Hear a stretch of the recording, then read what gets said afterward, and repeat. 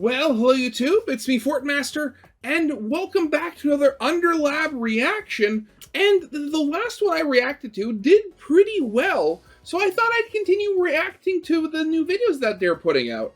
So this video is, Deltarune's Titans are far worse than we realized, which...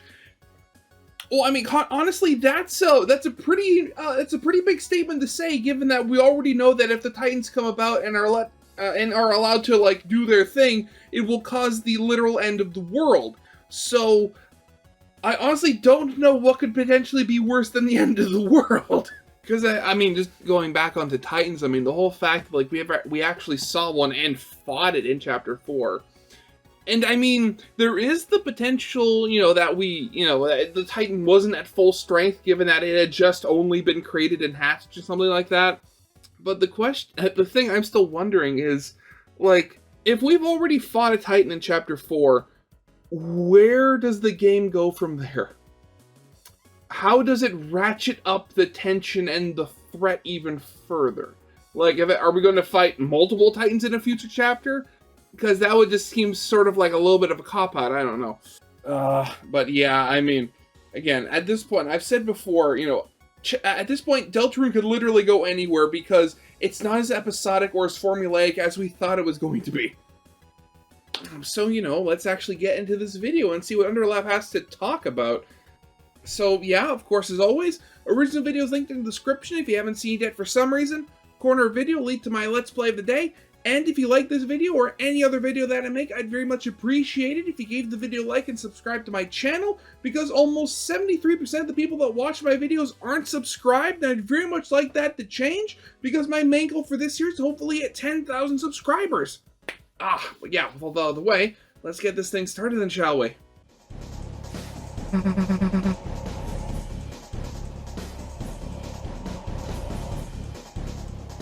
Very big, I'd imagine.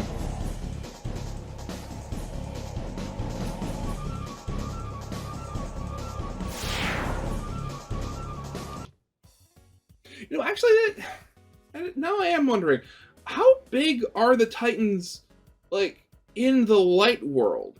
Like, can they, I would imagine, given the prophecy, I would imagine, given what's been said in the prophecy, that they can appear in the light world, but how big would they be then? Because, I mean, we've obviously seen that in the dark world, they are gigantic. But we've also seen, like, in Chapter 2, like, we fight...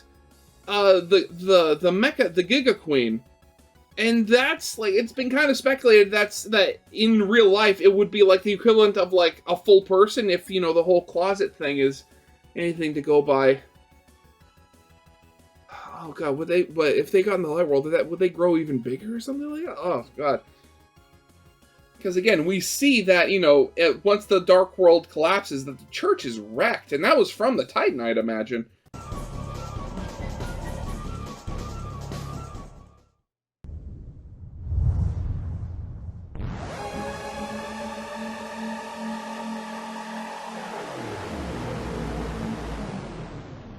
Deltarune's Titans are unlike anything we've seen in the franchise until now, beings of ultimate evil made manifest. Sure, we've had things like Omega Flowey and Azrael's god of hyperdeath form, but they aren't quite the elder evil cosmic horror that the Titans are.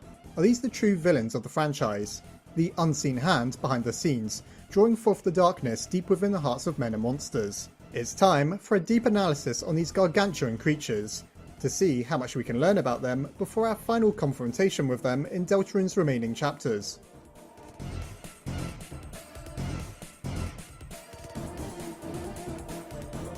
I like that transition. Whoops, sorry.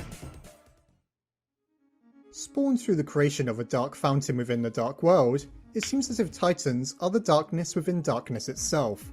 This is our first clue as to what the Titans truly are.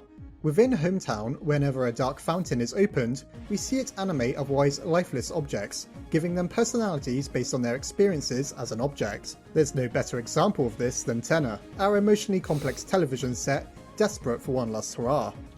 So what happens when you give darkness itself a personality? Darkness is often associated with a fear of the unknown, that primordial sensation the product of countless years of evolution. Our ancestors knew going out into the night, surrounded by wild predators, probably wasn't the smartest idea. Now imagine that same looming darkness, but sentient. All those imagined fears, all the potentially terrible things that could happen in the middle of the night, now amalgamated into a single body. Alive and very much eager to see you dead. It's quickly becoming obvious why Deltarune's Titans are so terrifying. Which also, another thing about the Titans, and I can't remember where I saw this pointed out, but the fact that the Titan we fight with the big flowing wings seemingly has a lot of angelic qualities to it. Like, there's obviously some sort of connection between the Titans and the Angel. So, oh god, Len, you know, I just thought, can you imagine if the whole thing with, like, Noelle being like either the Angel or the Angel's vessel or whatever, you know, comes to pass, and you get sort of like the transformation of Noelle into the Angel as she's being possessed or whatever. And, like, imagine she actually turns into, like, a Titan, like a giant, like, Titan form. Like, oh god, that'd be freaky. And that's, like, the Angel's form? Ooh. And we're only just getting started. The Titans, beings of prophecy and legend, as described by Rousey. They don't exactly seem like something we'd encounter as early as the end of Chapter 4, though Deltarune's main antagonist, the Roaring Knight, has no plans of conveniently waiting until the end of the game to confront us with them. From what we see during the recounting of the prophecy, their bodies are vague and abstract, and are even reminiscent of the Roaring Knight themselves. They're also comparable to Azrael's God of Hyperdeath form, which is an observation we should remember for later. After all, we're trying to get to the bottom of just what exactly these things are. Perhaps some sort of god, demon, or angel. Or are they just simply Titans? Okay, wait a second. I'm trying to remember. How did Rousey specifically describe them in Chapter 4? I mean, I can't find it right now, but from what I remember, like, Rousey didn't really describe them as being so much sentient as more... I mean, if I remember correctly, like, the way he described them, he was describing them more as more like forces of nature rather than something that was sentient. Like going to the whole thing, or like comparing to them something eldritch, like they were more like eldritch gods, more that were just forces of nature that went out to destroy. Like, they were the fear of the dark. Like, they were super abstract concepts or something like that. Swaddled in darkness with the wings of an angel, it seems Chris and friends may be facing deity-like beings. I wouldn't rate their odds if only a certain red soul wasn't known for defeating godly enemies in the past. Let's take a look at the tower that rises when the Roaring Knight attempts to bring forth a Titan. Slowly shedding its rocky shell, we see churning darkness within. Does it look familiar to you? We've seen this texture before, at the very beginning of the game, as we're prompted to create a vessel by a mysterious voice. We linger within dark nothingness. Just where are we as this is taking place?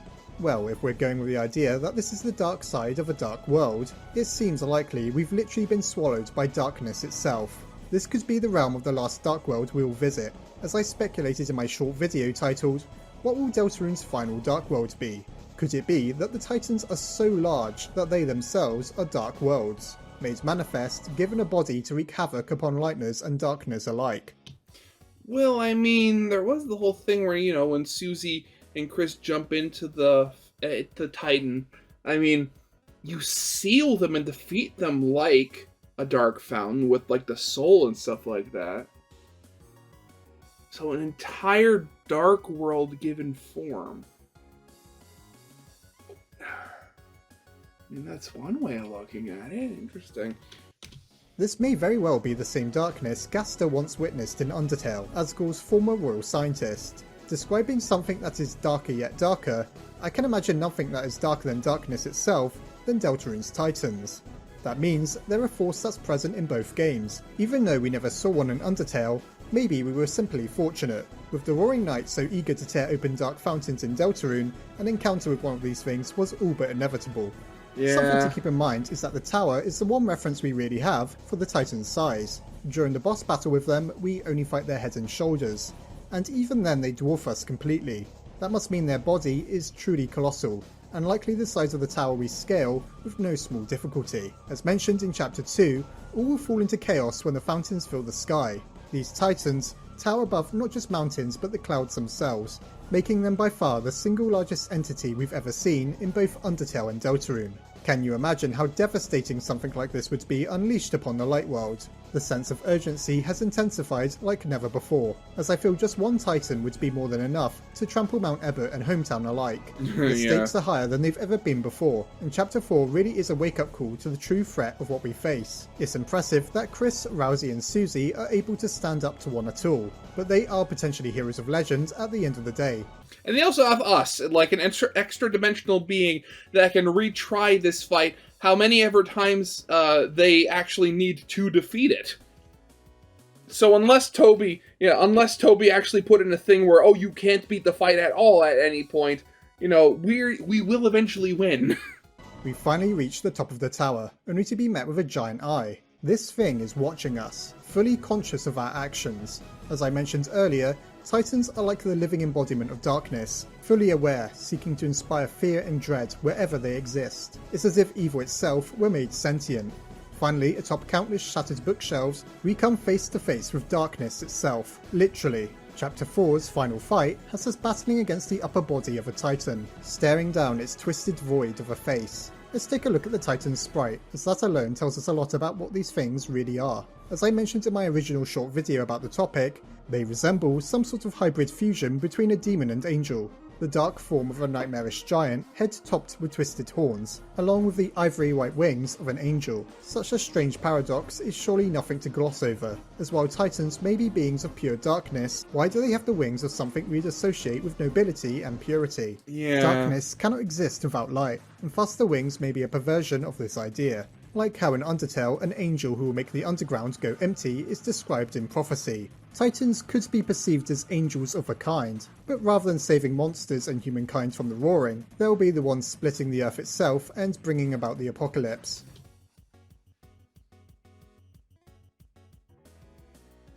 That's an idea.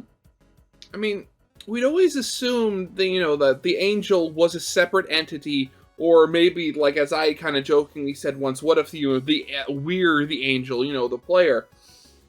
Specifically, because again, the whole thing with Gaster calling us his Deltarune and stuff like that. But I mean, the idea that the prophecy will come to pass and that the Titans themselves, because of the way they look, are the ones that are technically the angels. Really makes you wonder how things are going to play out and how all these might fit together. The Titan's body is extremely abstract, and once more, I'd like to make some comparisons. Attacking us with two giant sets of claws, some of the Titan's attacks are reminiscent in appearance to those the Roaring Knight uses. Now, it probably doesn't come as too much of a surprise that some similarities exist between these two, what with the Roaring Knight quite literally being the harbinger to the arrival of the Titans. However, it's at least confirmation that the two are drawing their powers from the same place, that being the nightmarish living darkness I described earlier. Given the likelihood that the Roaring Knight is one of the Holiday family, this is proof that the darkness of the Titans can infect other living things, even Lightners. As if these things weren't intimidating enough by themselves, now we have to contend with the fact that they can turn and corrupt our allies against us. Another observation I made in my original short is that one of its attacks resembles human fetuses. This is a little freaky to say the least. I have two predictions as to why, however. As we've established that the Titans may be aspects of primordial fear, they may also be responsible for the fear that drove humans against monsters in Undertale. After all, it was made clear that this was a response to fear of the monster's potential rather than anything they'd actually done. Therefore, something reminiscent of humans may be a subtle hint as to the terrible influence these creatures wield over the human mind.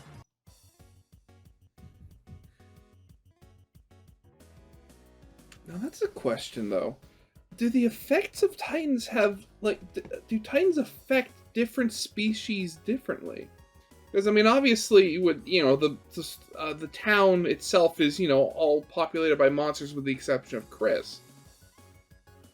So, is it, do the Titans affect, monsters and humans differently? That's not even something I'd even thought of. Because we always just, with Deltarune, they've always just sort of, classified, all Lightners as the same thing. My other observation is that it's no doubt a reference to Earthbound. The final boss of the game, Gygus, becomes a distorted series of faces as it screams out in anguish. The negative space very clearly resembles a fetus, imagery that's been long speculated on, that could have meaning or just be there to freak us out. Earthbound was a major inspiration for Undertale. Okay, just going back to that whole mother thing with Gygas, I'm going to be completely honest here. I've looked at that picture many times over the years. I've never been able to see a fetus. I've only ever seen, like, what could be best described as like a melting, drippy skull or something like that. I've never seen a fetus. I don't know if that's just a me thing or I don't know. And by extension, Deltarune. And so, the final incomprehensible threat of the game, having some similarity to Gygus, also an unknowable evil, makes perfect sense. After defeating the Titan, the Red Soul erupts with light, banishing it back to the darkness. Was this strange entity ever even real? Or is it just a product of twisted imagination, drawn forth from our deepest fears? A lot of Deltarune could just be the product of an overactive imagination, and there's few things we can be so creative about as scaring ourselves. I do somehow doubt, however, that the game will wrap up with the phrase, "It was all a dream," though there's something to be said for how the Titan could be described as fear manifest. As something as intangible as a primordial emotion come to life, have we any hope of defeating them? Well, how else do you overcome fear? Facing it, confronting it, dispelling the darkness with light. If the Titans are reliant on exploiting our emotions, then we'll just need to embody positive aspects in defiance. Emotions like hope, bravery, and perseverance. See where I'm going with this? In Undertale, the six cursed souls that came before us all represented positive emotions and traits. They also came to our aid in the final battle. Perhaps once again these souls will manifest when we need them most, helping us defeat this evil from the bottom of the void itself. Though how? Because, like, I mean, granted, we've had, you know, the soul color change several times throughout the game already. I mean, granted, it's most of the time through, like, the secret bosses. But, you know, the souls were already a thing in Undertale. Like, you know, Asgore had them in the jars and stuff like that. Other souls haven't been, like, actual other physical souls haven't been a thing at all in Deltarune up until this point.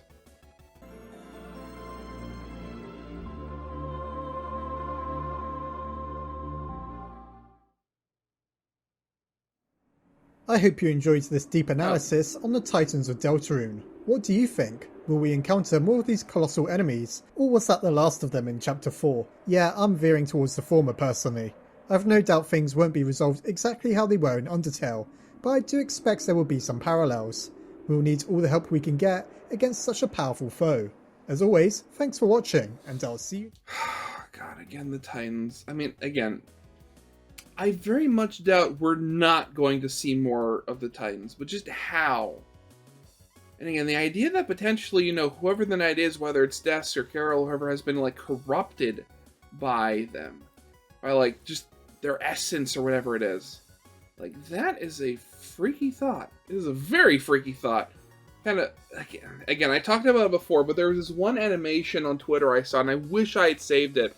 But it was, like, Chris and Susie coming across Des in the light world, but it would, like, Des basically almost looked like a zombie, like, very gray, pale, disheveled, and, like, she just opened her mouth, and just the light of the knight's visor was visible in the mouth, and it was just so freaky. And if we see something like that in like, the actual game, oh, God. But yeah, that's definitely going to be it for now. So yeah, I hope you guys liked. If you did, leave a like, subscribe if you have not, and I'll see you guys next time. Goodbye.